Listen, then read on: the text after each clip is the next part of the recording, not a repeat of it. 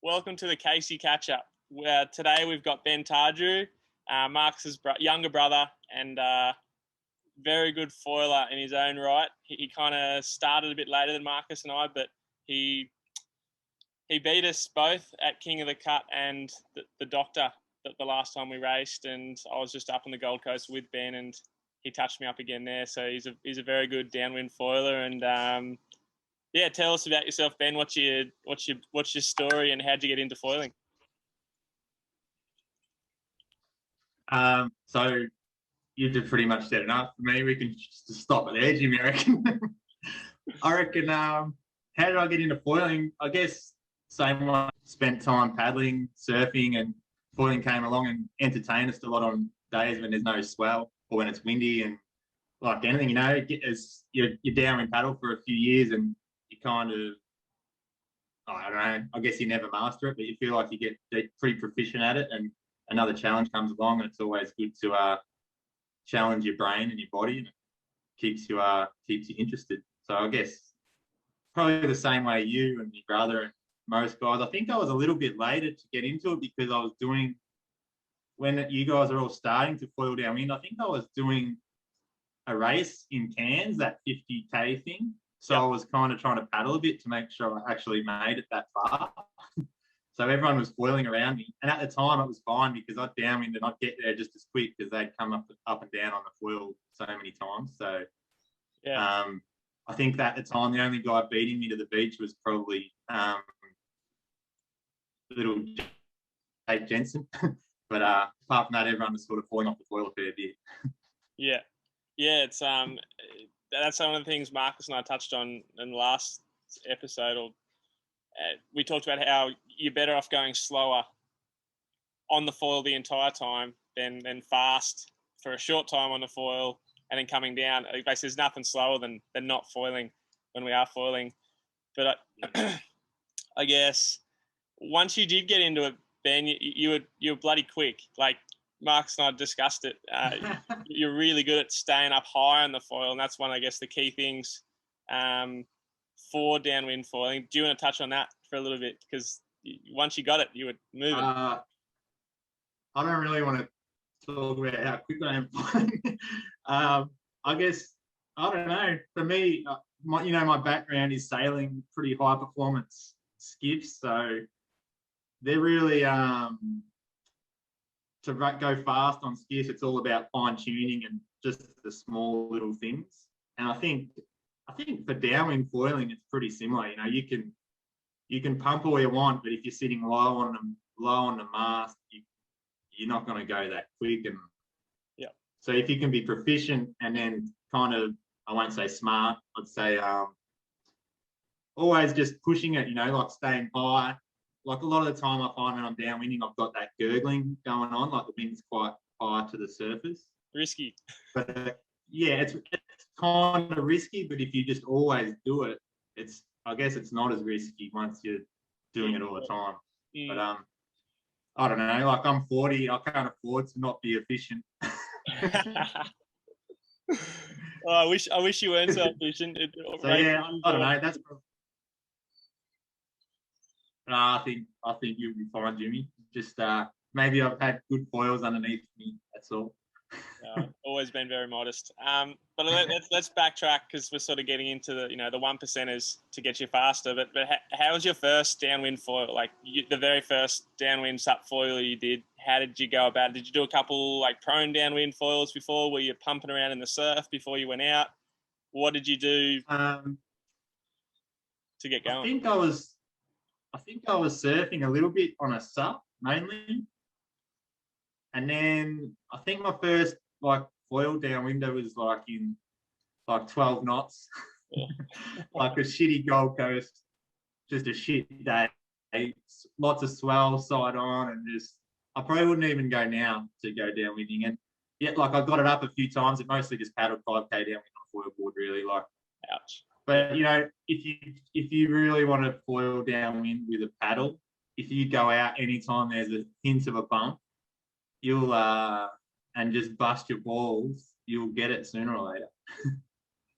Yeah. I think everyone. Because then like when the wind comes good, everyone's first downwind foil. Yeah, like because if you do it like, nah, even if the conditions are perfect, it's still not going to be pretty.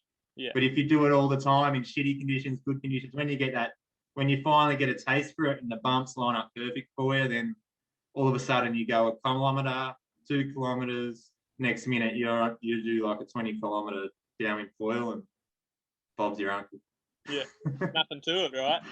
So I guess the way I sort of approaching it and chatting to Marcus yesterday, we were talking about how basically there's two aspects to downwind foiling with a paddle, and the first one is getting up and getting going, and that's quite a skill in itself. And then the second one is once you're up, linking the bumps, and that's the fun, being able to link and glide for as long as you can, so you don't come off and have to paddle up again. But let's break down how you paddle up onto the foil, because that's even still, it's not easy. Yeah. I think for me, and I'll probably still do it even now, unless it's one of the rare times where we're actually doing a race, which we've had maybe 2 or 3 races ever in Australia. So for me, I just paddle out normally on my gut, just because I'm just cruising out and wait till there's some bump and just try to wait for a pretty sweet bump, because I don't want to go too hard trying to get up. But I guess when you're sort of learning, I see a lot of people paddle out and they're just, I don't know, they're super intense, and for some reason they're all jacked up, and like you need to use your strength, but you got to try to be cool, like relax and wait for a nice bump. And those people that are trying it have probably done some downwinding of some sort. So if they can pick the right bump, it will make their life a lot easier instead of trying to paddle up. You see a lot of them, they'll see a swell coming and try to paddle up on a swell, and it's not going to happen. So they just got to find that nice little bit of wind chop, get their nose in the back of something, and it will make life a lot easier. Like I've had downwinders in the ocean, you pick the right bump, it's easier than paddling up on surf, but you get the right bump, and it's not too hard. Yeah, it's all patience, isn't it? Like you got to really look out. Like as Marcus and I, and you, all three of us, also have the same idea: is that if you're patient, you're going to make it really easy for yourself. But you got to know what you're looking for. And a lot of people go out looking for those massive swells that are moving way too fast. And like you said, then it's the little chops that really are really steep and sort of cupped out. You sort of drop down quickly and get going. And when you get it, sometimes you get it in like 1 or 2 strokes and you're up and going. And when you force the issue, you and I can probably just paddle it as hard as we can. We're probably going to get up on those bad bumps, but you don't want to be doing that, and you're not really doing that for the start of a race. Being calm, collected, and selective with the bumps you take off on is really important, and a lot of people will burn their energy trying to get up on bumps that are no good. So I think that's really good tip is... Yeah. I mean, like you said, if you're when you're learning to do it, a lot of the time the problem is you're paddling out with a few of your mates, and you kind of, you don't want to get left behind or whatever. But if you're going to learn it, you got to be prepared to be out in the ocean on your own for a few hours at a time, getting frustrated. But the trick is not to get frustrated, because you just use more energy, and you need all the energy you can use. So just relax, try to be smart about it, and when you get it, and if you get to the stage where you want to race, then maybe at the start of a race you'll have to grind it up on a shitty bump, but you can, you save your energy for that.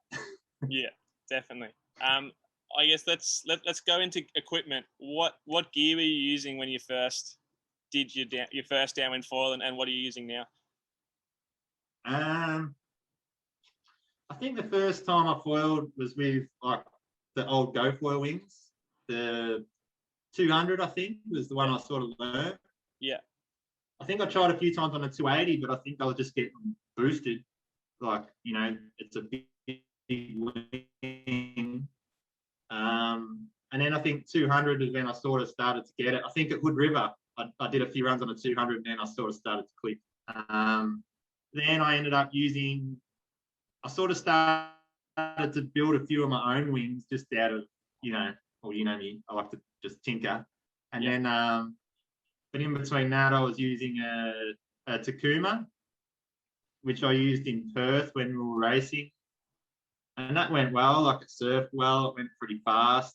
And since the Takuma, I've just been playing with my own stuff mainly.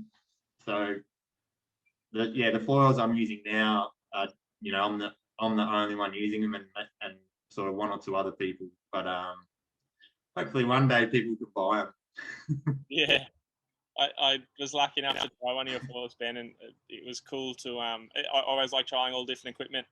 It was interesting how different the foils. I was using a Go foil PNL 185, and you were using the one you designed, and we did a swap sort of halfway along the run, and it was amazing how similar speeds we were. And then when we swapped, a little bit different, but yeah, it was cool to ride something that I guess it must be cool to ride a foil that you designed yourself. Yeah, I think I've always been a bit like that. Like I'm never, I don't know, like I'm never content with what I paddle. Like the first board I downwinded. Like I think my first paddle downwind on a race board was like 20 knots in Perth, and straight away I was like, man, this thing's got no rocker, the nose is stuck in. Straight away it was kind of annoying. So within I think a year or so, I was building my own boards. But yeah, the same with the foils. Like you foil something and you're like, oh, I wouldn't mind if this foil did this or this. But I think that I wouldn't say the easiest way. Probably the hardest way to do that is to make your own. Yeah. But yeah, it was definitely cool to use the. It was really cool to have a swap and have a go of your stuff as well, because they're both obviously pretty good foils and they work well. So it's just so different. Like I think we did 2 or 3 kilometers, and you probably need a bit more than that to get used to a new foil. But at the same time, after a kilometer or two, you can start to get in a good flow with new equipment, and yeah, it's good. You always learn something. You mix it up a bit. Yeah, it's always take the opportunities to try the gear, and I think you always like what you used to, but you got to give it a bit of time. And 2 or 3 kilometers probably wasn't enough, but it was cool to try out. That's for sure. Yeah. Let's move to talk about the Doctor 2019. It was the first race that I think I'd foiled competitively, like with other crew, and we had a lot of, I guess, different conditions. And anyway, cut the short story.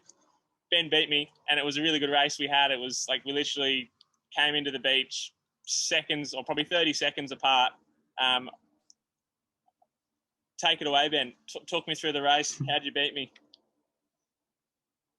I think you were cutting out a bit then, but I know you said to talk about the Doctor and then I beat you. So I think we'll call that race. We'll call that Weedstock 19. Yeah, it was pretty. Yeah, I think it was a pretty frustrating paddle. Like, it didn't really feel like a race for me, because I was kind of just like trying to stay on the foil with a bunch, like with weed coming and going. Yeah.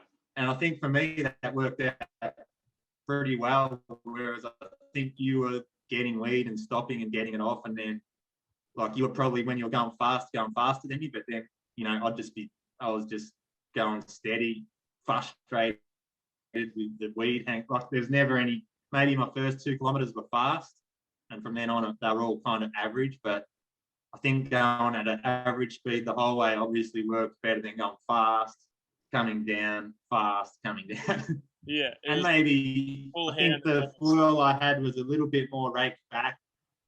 Well, yeah, I think the foil I had was a little bit more raked back than yours, so I was probably shedding weed. Like there's probably bits of weed where I might shed that you didn't. So I think maybe I gained 30 seconds from that. that must have been. Yeah, it was good fun. It's hare and the tortoise kind of style, that race. Yeah, I was stopping and starting and trying to get rid of the weed, which in hindsight was a bad idea. I think I used too small a foil that day too, which obviously in hindsight didn't work. But yeah, it was cool to race and to see what we could race in. Like it was windy that day, but it was because of all the seaweed, the ribbon weed basically got stuck on our foils and on our mast, both front and back wings. So it was a tricky day to say the least. Conditions were epic, but because there was so much weed, it was like we were hitting speed bumps all over the place, and it was like foiling, or it was like driving with a handbrake on. You're going, but you're only just going quick enough to be moving forwards. So Yeah, and I think with that run, it's always like that. I think the year before you were racing Jake on the Unlimiteds, and you had kind of similar. Mm-hmm. Like I think I remember you telling me you saw Jake flying past you, and you're like, "Holy shit, how am I ever going to catch him?" The next minute he's gone over the front of his board. Yeah. He So literally nosedived, went over the front of his board, and I'm like, "Geez, I better start paddling quick," because he was moving when he went past. Yeah. When he nosedived, he went over fast. It's a tricky place. I don't know if it's a good place to foil race because it's frustrating. I mean, you say you should use a bigger wing, but then a bigger wing is probably going to catch more weed. So it's just, I don't know. First, great for wind and stuff, but it's pretty frustrating to downwind on a foil. Like I'd prefer to downwind on the East Coast because you got a bit of swell still without wind, so the foil can still handle it. Yeah. But you know just as well as me, it's pretty frustrating. Whether you're racing or not, it's just frustrating. Yeah. That day I actually used a GL 180 that I'd cut down the sides on. It was like a prototype wing. And the reason I wanted to use that was because the bumps were good that day, and I wanted the smallest sort of span on my wing so I'd catch less weed. But what ended up happening was I was still catching weed, and because I was a little bit underfoiled, like as I didn't have enough lift, I would get the weed and I'd be going so slow. And so slow that I could hardly even keep going. So I'd stop and get the weed off, and it was frustrating to say the least. Yeah. I think the foil I used was definitely slower than yours, but I could sit high on the bumps and surf around slowly, like I was doing 3-minute Ks, which is pretty slow. Like I remember at a stage just going, "Oh man, this is so boring," like because I couldn't see anyone the whole race, and we'd already passed the skis, so I was just on my own. I didn't know where you were. Yeah, I was chasing you. Trying to like, and like with all the weed, it was so it made the foil so sensitive, so I couldn't, I had to concentrate, but at the same time, it was super boring. So I don't know, it was frustrating, exciting, and boring all at the same time. Yeah, I remember looking down once when I'd just come down and taken weed off, and I looked down, I could see this big clump of weed. Like if this is my foil, there was a big clump of weed on the tip. I'm looking down at it, I can see it, and I'm thinking, how am I going to shed this? I'm trying to turn as hard as I can, and you get as high as you can to try to get rid of it. And I think I ended up jumping off and getting it off. And once I did get up, because I'd gotten used to the weed being on the foil, I was like leaning one weird way to sort of, that was my balance point. And then when I got back up, it was all different. And it took me a little while to sort of adjust to foiling without weed. And then, within 500 meters, I hit some more weed on my mast, and you're like, okay, I've just got to foil here and foil through the weed. And that was when I was trying to chase you down, and just too little too late. But it was an epic race. We did a bunch of really good runs down to the cut down to Mandurah as well. And I'm going to bring this up because I think, to me, it was redemption. There was I was paddling on the stand-up for the King of the Cut race because that was the main event. But Ben, with his tail up after winning the Doctor on the foil, he decided he'd foil it, and he won the King of the Cut. So he was the Doctor and the King for the foil in 2019, and then I won King of the Cut on the stand-up. But in between the races of the Doctor and the King of the Cut, we did a lot of really fun foil downwinders, and we were racing, like we're all racing, just every single run. And there was one day in particular that you guys were doing a full cut, and I did half cut on the foil, and then went and grabbed my stand up, and then did the second half of the cut on my unlimited stand up. And on that first half, we were all racing, and I got ahead of you. I got the quickest time of the week for that stretch. Yeah, that was pumping that day.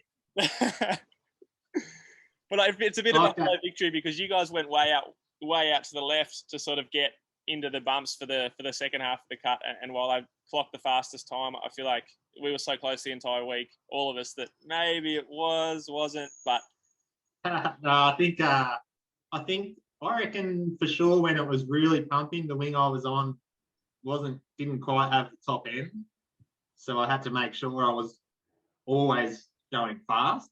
Like I had to match because I think like the foil I had good consistent speed, but not crazy top end. Yeah. So the days it was really pumping, I think, yeah, like we were sort of competitive, but I reckon on the big bumps, like I always had in my mind, oh, Jimmy's a bit quicker on the big, fast bumps. Yeah. I just told myself it was your solid quads just getting me down them. But yeah, I think at the time the foil you're on was a little bit quicker, and it'd be fun to go there now with the new foils are on. I think we'd do some pretty quick times over there now. Yeah, absolutely. I'd love to. I can't wait to get back into the foil racing, and to me, it's a little bit of a little bit arms race, but also I'm heavier than you, so if it's bigger bumps, I've got a bit of an advantage. If it's smaller bumps, I feel like you've got a bit of an advantage. If we're on the exact same equipment. In saying that, yeah, you could potentially use a smaller foil, because you're a bit lighter. There's all these little variables that it kind of means there's always going to be, as it grows, there's always going to be different people winning, I feel, because... Yeah, I think similar to the racing on paddle boards, like to say you and me, like you're, what are you, 30? Something like that? Yeah, I'm 30 this year. Oh, 29 at the so moment. Like, same as the race boards, no matter how good, say we downwind at the same level on a race board, you're always going to paddle better than me, stronger. And I think with the foils, it'll be the same. Like the young kids that foil, they'll just use the fastest wing and they'll just keep pumping. Yeah, I think there's ways around it. Like for me, if I make myself a better wing than what's out there, I can make it easier for myself. Yeah. But it's yeah, I think there's always that aspect. You can always, especially like I find light winds, yeah, I do seem to go quite well when the wind's light. But I think when the waves are bigger and solid, it's normally more of an equipment thing because everyone's just bombing the swells and that's all you can really do. Whereas if it's light, you can, like on a SUP, you've got to choose those little grooves to get through and you can chase swells and stuff. Yeah. You can make up 100 meters pretty quickly in like 15 knots and small bumps. Whereas if everyone's just bombing swells, it's whoever stays upright just goes harder. Yeah, absolutely. And I think I chatted to Marcus in the last one. We're talking about how, the shorter runs, so runs that are, under 2 hours on the SUP at least, you couldn't sprint the whole way on a SUP or same or a foil. Or under 2 hours you can sprint, over 2 hours you can't sprint. So it becomes like an efficiency thing the longer you go. So Molokai to Oahu on the foil, it's kind of the distance wise 52 Ks. It's kind of a sprint for a foil. So it's like the young guys I think will definitely always be going well because they can pump and they can sustain that energy levels for long enough. Whereas for a SUP where the race is sort of more like 3 to 4 hours, or sorry, 3.5, 4.5 hours, there's always going to be a bit more like a battle of attrition. Who can save the energy is going to do the best. So maybe for the longer, maybe we'll have to start doing longer foil runs to make sure we stay on top of the younger crew. Because I feel like I'm getting into that older crew too. I'm almost 30, mate. You're right in the sweet spot, Jimmy, I reckon. Yeah. Yeah. So, I don't know. Like for me, long runs is hard just time wise with my life. But yeah, I mean, it's always nice being out there for a long time because for me, downwind foiling is pretty close to kind of like meditating for me. It's like it's pretty silent. There's no drag in the water, and it's all that's through your brain is just chasing little bumps, and you always feel pretty good after like a 20, 30K downwind foil where you haven't really heard a sound the whole way. Yeah, it's fully like getting out in the middle of nowhere. I guess it's like going for a bushwalk. You're out in the middle of nowhere and no sounds, just nature around you. And it's for sure. Marcus said similar thing. It's just like you're in that zone and you're not thinking about anything else because you've got to focus on the task at hand. And so it's like this meditative state where you're just flowing and thinking about what you've got to do to keep doing what you're doing. Yeah. For me, it's like I think I told you enough here. I do a bit of like trail running now, and it's I guess it's like if you like trail running is like downwind foiling compared to sprinting in a stadium is like surf foiling. You know, like when you're on a prone foiling at Kira or Currumbin, there's people everywhere. There's bloody foilers everywhere now. Yeah. So it's always like crowded. It's you know, it's still fun, of course, and it's good to talk to other foilers and froth out. But you know, I'm a bit of a loner anyway, so I like getting out there on my own. And it's yeah, I find it hard to explain. You know, like a lot of the prone guys always talk to me about, ask about downwind foiling stuff, but it's hard to explain why. You know, so I think the closest thing is to say, yeah, it's just being out there in your own world and kind of like getting that. It's just like a big refresher, you know. You come back in and get back to reality, and everything's cool. Yeah. It's definitely the way it is at the moment. It's full on like a lone wolf sort of style. Even when you go with a crew, it's you end up hundreds of meters apart, and you don't really see each other. Like even if we start right next to each other on the same bump for a moment, you look up 30 seconds later, and we're literally hundreds of meters, sometimes further apart. And it's cool like that. You know, it's good doing it with crew, but it's also nice you can do it by yourself. I guess as long as you've got all your safety equipment and sort of stuff like that with you, people know you're out there. Because I guess I want to tap into. You've done a bit of winging and winging downwind as well. I want to ask you about that sort of stuff, and I want to ask you about the prone foil stuff. So let's start with the winging. I know you've done a bunch of wing foil downwinders or just speed runs. I guess, have you done many wing downwinders or seen local crew do it? No, I've done a few. Yeah, I mean, I'm probably similar to you. Like, if there's bumps, I'll probably prefer to be just the paddle.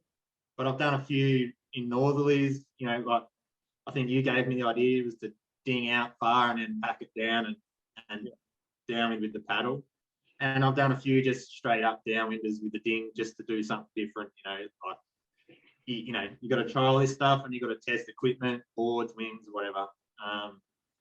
So yeah, I mean, it's I think it's definitely it's great. I mean, it's such a good time to be involved in water sports because there's so many options, and for people that want to downwind, and you know, like if you're pushing 50 or 60, realistically, it might be really hard to get to that stage where you just got the lung capacity to downwind. You know, like unless you're, you know, there's guys out there that keep in great shape for a long time, and yeah, they can do it. But you know, there's guys it does, you know, what it's like learning to downwind. It's pretty physically taxing. So wingding's a pretty good option for, you know, a lot of guys to get out downwind without having to, bust a nut, getting up on the foil and I enjoy it. For me, I prefer the freedom of a paddle. But sometimes it's good to wingding just to test out if you're just testing some foils for like speed and stuff, because you can go really fast with the wingding. When you're going fast, are you free winging or are you like fully like holding the sail in front of you and like sailing downwind? What do you? If I'm going just fast, I'm sailing. Yep. Yeah.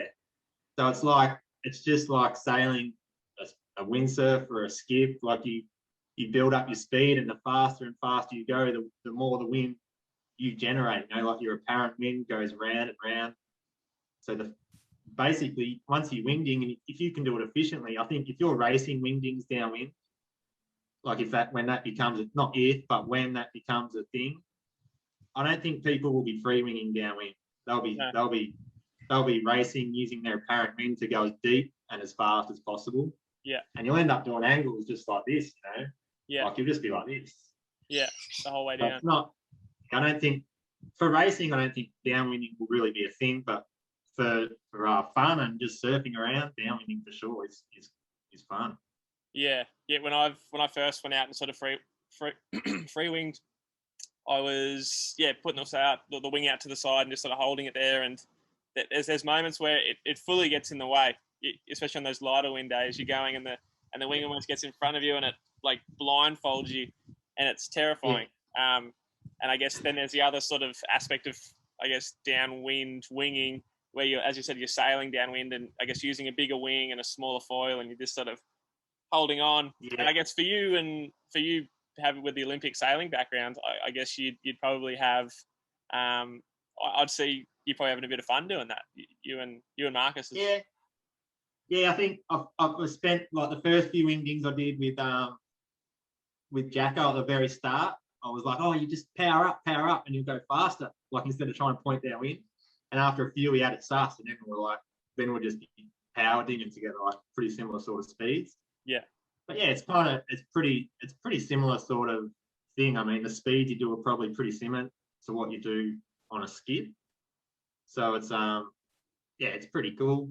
And I don't know, I think racing will end up being, there's definitely a crossover point. Like if it's sort of like 12 knots, if it's not that windy, I think freewing, if there's bumps, then because there's not as much wind, you can't get as deep downwind just by using your apparent. So there's definitely a point where it's going to be quicker to freewing if there's big bumps and you can go in a straight line. Yeah. But once you're fully powered and there's solid wind, you just be blasting. Yeah, and I've done more of the lighter wind, downwind winging, I guess. So like under 12 knots, and that's where I feel like if I sheet up downwind, I'm going almost across. I can't fully power up going the direction I want to go. Yeah, so, and that's when you probably find, like when racing becomes a thing, if people are getting right into it, if it's 12 knots, people will just have like 8-meter sails. Yeah. And I'll just be powering downwind with a giant sail. I like that you call it power dinging, because I think that's a really good word for it. There's there's winging, which is just sort of winging in the one spot. I guess I call it free winging, where you just use the wing to get going and then you're just pumping along. And then the power dinging, where you're using like a tiny foil and a massive wing and just trying to go downwind as quick as you can. Guy from Surf FX, he's the king power dinger, at least that I've the biggest example I've seen anyway. Up on the Goldie, he was flying past us. I think we've done paddling. We've done some power ding runs where we're doing like 1 minute 50 kilometers, like low 150s, and it's just like terrifying. Yeah, so it's a lot. I mean, a fast downwind foil is like 2 teens, with a paddle. Maybe under that if you get a really good kilometer. Yeah. But if you do a 2:15 with a paddle, you're pretty moving. Yeah. So to get under 2 minutes consistently with a sail, it's definitely, even if you're traveling a little bit further, you're going to go a lot faster than someone with a paddle. That extra 20 seconds per kilometer, that's a lot. That can't be underestimated. Yeah. I went out and tested some gear. Actually, probably the last time I did a downwinder, it was pretty good wind, and it was like a 5-meter wing, and I used one of the new TKR wings from GoFoil, which would have been too small a foil for me to paddle up anyway. And it was the first time I guess I'd done like a power ding, and I started off just sort of getting going, then I was free winging on these really big bumps, and I think I got maybe a kilometer. I was getting low, probably two minutes, like 2:10s maybe. So sort of like pretty quick, about as quick as I've gone downwind foiling. And then when I went power dinging, so like sheeting in and just sort of powering down and across, so not perfectly downwind, I got into like the low 2s, so like 2:01, 2 minute flat kind of thing, and that's for sure the quickest I've gone. And it wasn't that windy. It was a good day, but it wasn't all time. So I was like, okay, I see. That was the first time I realized what the wingers are doing. I guess the power dingers are doing downwind, and it is a cool thing. It's like a cross between sailing and paddling downwind, and you just sort of terrifying because you're going so quick. And I feel like if you fell off, putting a hole in your wing's probably going to happen, but that's kind of part and parcel of the fun of it all. So, I think the best way to crash at that speed is to hold on to your sail. Yeah. It'll take you away from your equipment. Yeah, kind of lift you up rather than like letting everything go and falling into it. Yeah, if you're gonna eat shit, then just hold on to your sail and it'll drag you away, and hopefully you don't hurt yourself. The safety equipment on you is sweet. I guess I touched on safety equipment before. I guess what I normally, at the very minimum when I downwind, obviously leg rope, and I'll usually take my phone in a waterproof case. That's kind of my minimum. When I'm doing longer ones, I do wear a life jacket. I've got a 2-way radio, an EPIRB. I don't wear a helmet just because, I don't know, just don't feel like I need it. I haven't fallen off close to the foil downwinding before in the waves. For those people learning, definitely helmets are a good idea, but you get to a point where you're confident enough that you're not going to. Not saying that you never will. All those sorts of things are pretty good. And Bongi, you definitely use a leg rope, and I'm sure you have a phone or something with you when you're out there too sometimes. But yeah, I'm pretty. I think everything you said is 100% correct, but for sure, I'm pretty slack with I use a leg rope, but then not much else. Like the Goldie, a lot of the runs that I do here, you kind of feel like you could paddle in most of the time. Yeah.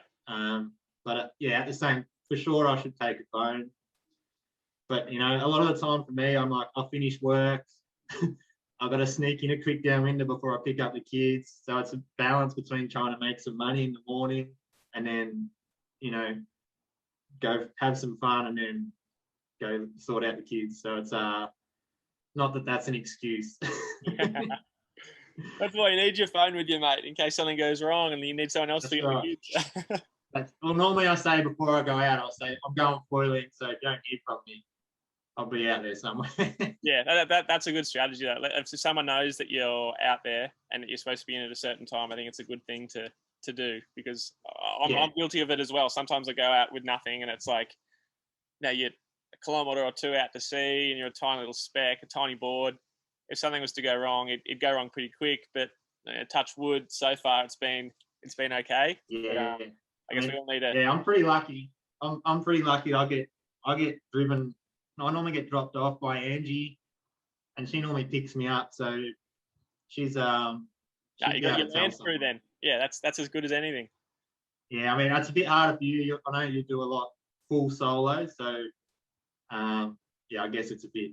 I've got someone dropping me off, and they know where I'm supposed to be coming in. So if I'm not there with it, pretty much by the time she drives there, if I'm not there pretty soon after, she knows something's gone pear-shaped.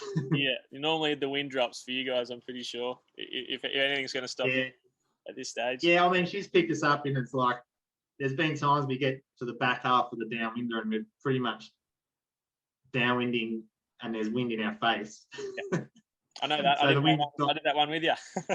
Yeah, that happens pretty often, but you just, as long as there's some bump, you can get there, no worries. But it's a little bit weird when the wind swings a little bit and you can feel it in your face and you've only got a 5-foot board underneath it. Yeah, for sure. You spoke about winging out to sea, packing down and paddling downwind. I love that. I think it's awesome, especially for me here in Sydney. We've got lots of headlands, so to get out to that wind line, like there's definitely a sweet spot. In close to the shore, the bumps are smaller. The further out you go, especially in Sydney with all the headlands, the better the bumps seem to be. And especially when the wind direction isn't quite right, northeasterlies here are better than for you on the Goldie, but it's hard to get out to sea, and you're always fighting to get off the shore. So using the wing, literally sailing 2, 3, 4 kilometres out, and then I'd sat down and packed down, but I've started sort of just continuing to foil and deflate the wing and kind of just wrap it up. And I've done it with a backpack, but sometimes it's good just sort of stuffing it under your shirt or something, and then you just sort of foil with the wing, and you got your paddle in your hand, and you're sort of ready to go. And if you do crash, you just got to pack it up like you would have otherwise. But I guess how was your experience with Jacko, winging out and paddling up? I mean it was fine. I think we went about, it was like a northeaster, so it's kind of pretty cross onshore here, but the bumps, they're pretty good. So I think we went off Nobbies or Mermaid, somewhere up there, and we went off about 5K out. Wow. Yeah. And then, I sort of sat down. Yeah, we went a fair way. Like my legs were burning by the time we sat down. Just on the one pack, just going straight out? Straight out. Yeah. Like by the time, when I look back into shore, we were a long way out. Yeah. But the Goldie in the summer northeasters, you kind of have to. Yeah. So and then we packed it all down. I didn't even think about it really. I just let everything go, like all the valves and shit, and then realised the water's probably going down. Yeah. So I was like trying to roll it up, and I could see the valve like sort of near the surface of the water. I'm like, oh shit! So I think I sucked a bit of water into it. Yeah. But yeah, I got it all away. No worry, like way easier than I thought. Yeah. And yeah, it was awesome. It wasn't super windy, like 15 knots, but put it on my back and then went to jump up. I'm like, oh yeah, sweet, away we go. And then paddled for a bump that I thought would be no worries and didn't get up. Yeah. Because all of a sudden, like, must be at least 5 kilos, especially when you're letting a bunch of water. Yeah, the water's your enemy, getting into not so much into the valves, but sometimes they get in that leading edge where where that inflatable part would fill the space. Whereas when that's deflated, all the water gets into that leading edge. It kind of just sits there, takes a while to drain. Yeah. So especially when you're sitting in the ocean, it's hard to drain. Yeah. That's why I started deflating while I was up on the foil, because it stayed drier. Smart. I don't know how you're going to teach people that, but good job. I found it getting up was definitely a bit more of a challenge, and it was definitely because it wasn't a super windy day. Just foiling was more of a challenge with that extra weight on me. Yeah, for sure. But it was, it was still fun, something different. I mean, between if I can do that in a nor'easter, if I can foil when there's a little bit of swell, if I can surf when there's swell, there's pretty much not a day that goes by where can't. And like lately, the waves up here have been great, so I've been getting back into surfing just on a shortboard. Yeah. So there's just not many rest days. That's the problem, isn't it? There's always something.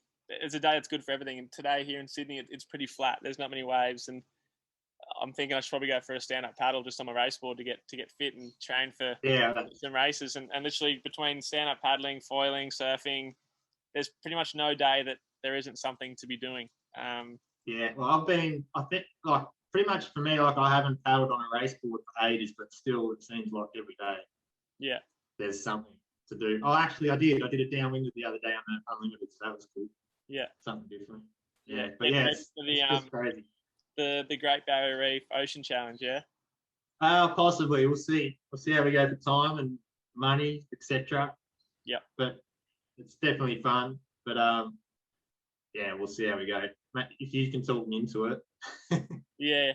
I actually just spoke to one of the organisers this morning, and he was really wanting me to foil it. He said that the years that you did it, it was probably about as light as they get. Condition. Yeah, right. He said he's done it the run in 3 hours on an outrigger, the 42K. Yeah. So he was pushing me to foil, and I said I'll probably go up with an unlimited we can put foil boards in the plane with us, I guess. Yeah, exactly. Yeah. So I can imagine it would be good to foil. It's not really like an ocean; it's like a bay. Yeah. Well, it's not a bay, but there's a reef, so you don't get swell. Yeah. So it's not. It wouldn't be super fast, but it's I don't know. Yeah, if it's enough, I guess it doesn't really matter. But yeah, for sure. I mean, you'd make it, no worries. I mean, even years I did it, you'd probably make it. You just have to use a decent sized wing. Yeah, you'd have to be. That's the other thing. You could do it with a winged in pretty happily.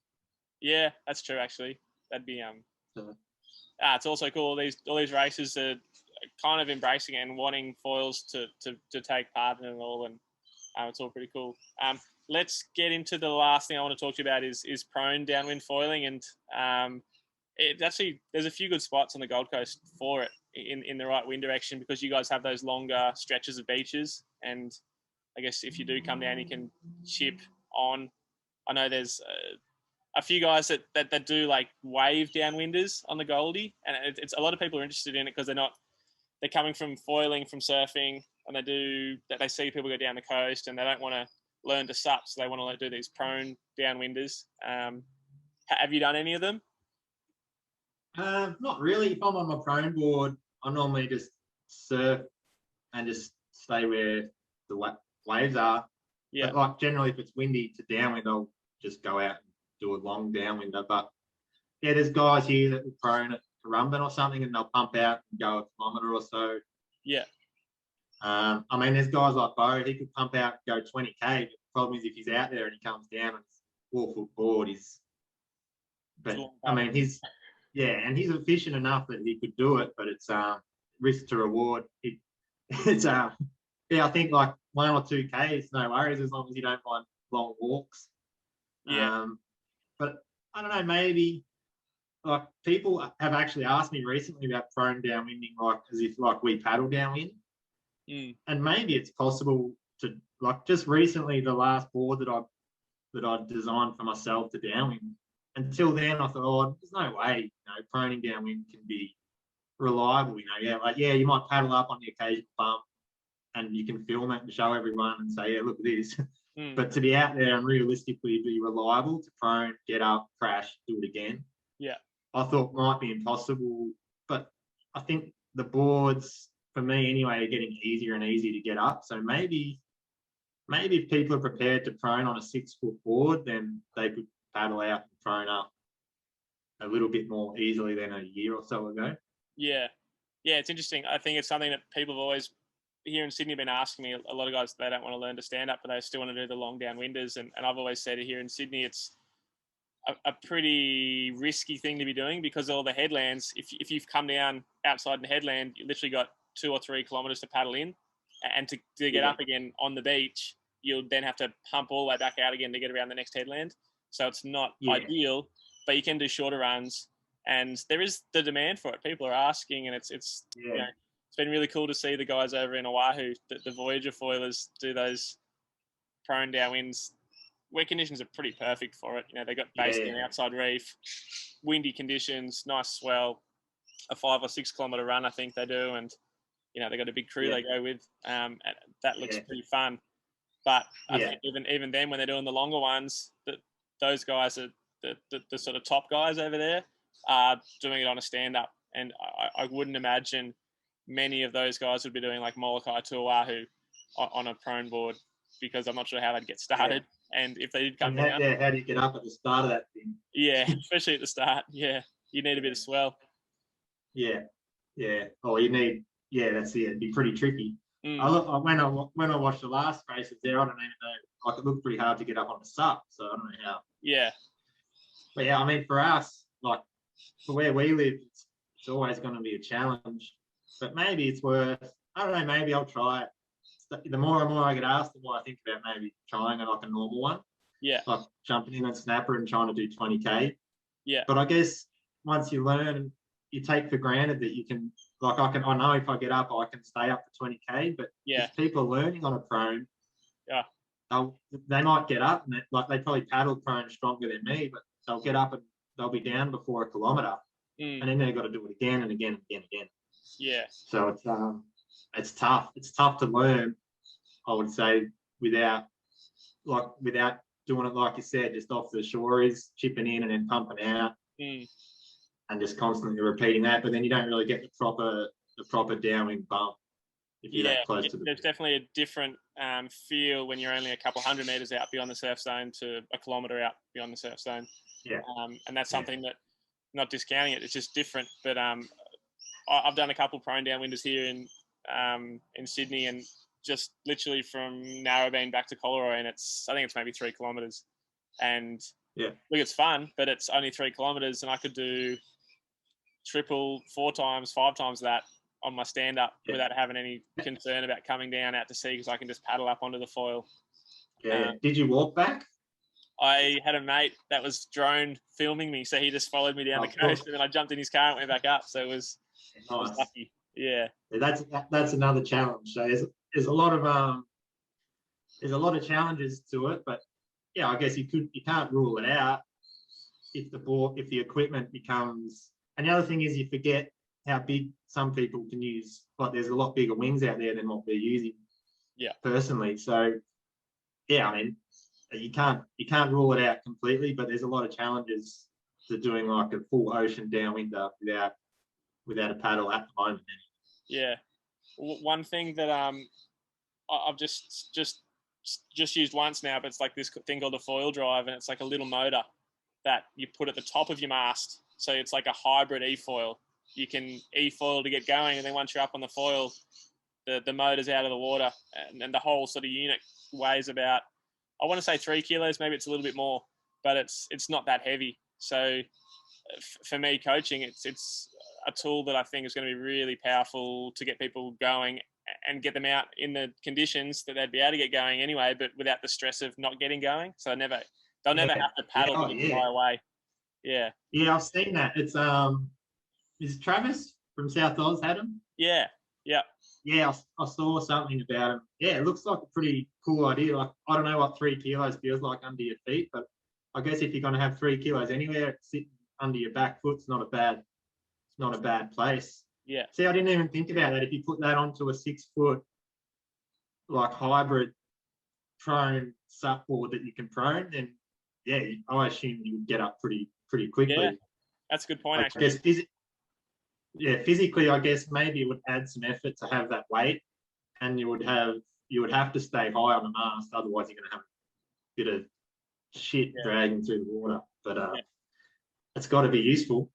Yeah, I think especially for the sup. I think for the prone, the problem is that the battery or the power needs a signal from the remote to the power, like to the actual battery. And if it's underwater, so if you're on a small board that the tail's sinking, then it doesn't communicate. Right. So the trigger doesn't work. You've got to get out of the water before you can press the go. Once you're going, I think it's sweet because you've got that forward momentum. Yeah. But I have to try that out for a prone board, and it'd be. I think you'd have to be if you're on a prone board, you'd want it to be pretty big anyway. Yeah, that's what I was chatting to Marcus about it yesterday, and it's if you're going to be prone downwinding, you're almost going to be needing to use a bigger board than you'd be supping. Because I think the board I sup on now would be the one I would try on. So, you've used it. It's a pretty big board. Yeah, it's a big board. Well, I mean, it's skinny. It's quite skinny, but it's chunky. So you could probably have the receiver thing on the back of that, and it might stay dry. Yeah, dry enough to get a signal. But I mean, and then you got to think, if they're using boards that big, where's the benefit of the prone anyway? All you really need to do is learn how to use a paddle enough to get up on a bump. And then you don't need it really. You don't have to use the paddle after that if you don't want it. We see Dave Kalama have the paddle on his back. He just ditches it, kind of thing. Yeah, when the bumps are good. I think sometimes if you get in a good rhythm downwinding, the paddle can be more detrimental because you use it you rely on it to. Whereas if you get in a good rhythm, you stay high and you're just always skipping bumps onto the nice bumps. Yeah. Because you're high and you stay on them. You don't need the paddle. Yeah. So, I find myself sometimes I use the paddle when I've made a mistake. So if I wasn't on a sup, I probably would have come down, and you go to get up and over one and you don't quite get over it. And so then I'll just take a couple strokes with my paddle and we paddle and pump and get up and over that. Whereas on a prone board, I'm not sure what I'd do. I guess you'd have to pump and kind of go back. I guess the other advantage. You have to just get used to being high enough that you've got that little bit of room for error. Yeah. Yeah. And you just have to do it really well, I guess. So you don't want to be. But for sure, I definitely, there's times I think when you were up here, I was paddling more than I probably usually would. And for sure, usually if I'm out and it's sort of light downwind and I'm not paddling, I think I'm probably faster than when I try to paddle.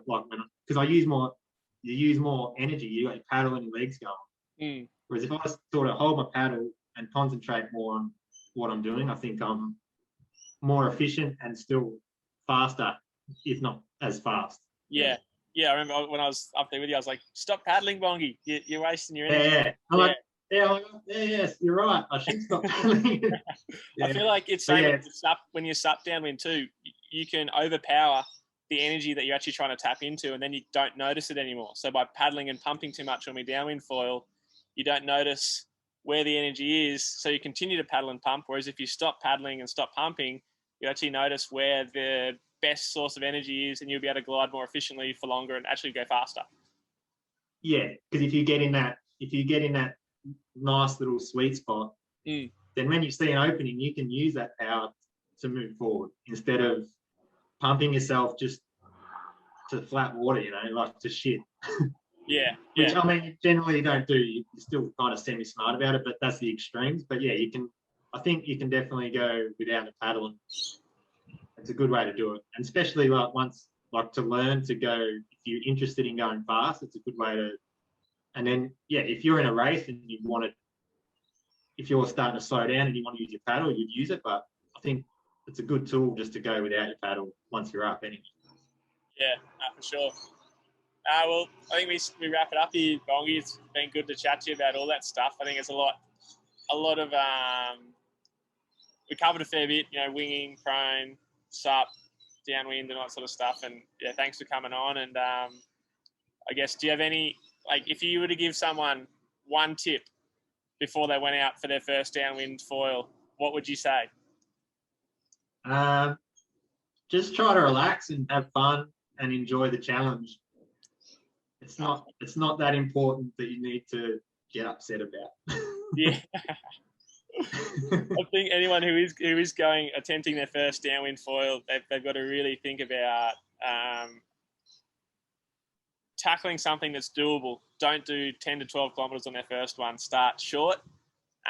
Use a foil that you can get up on, and once you're up, just relax and don't force the issue, because there's more lift and more energy out there than you think. Yeah, so, I'd say between 2 and 4 kilometres is a perfect first downwind to run. Yeah, that's a really good tip. Yeah. If you don't make it, if you don't get up once, you're still going to be in the beach within an hour. Yeah. And you're not going to be too angry. 10 Ks on a 5-foot board, I can tell you that. Yeah, you'll turn yourself off downwind on a foil pretty quickly if you're just out in the ocean for 3 hours floating around. Yeah, for sure. Yeah. All right, good tip. Thanks for catching up here with on my new podcast, the Casey catch up, and you'll have to have you on again soon.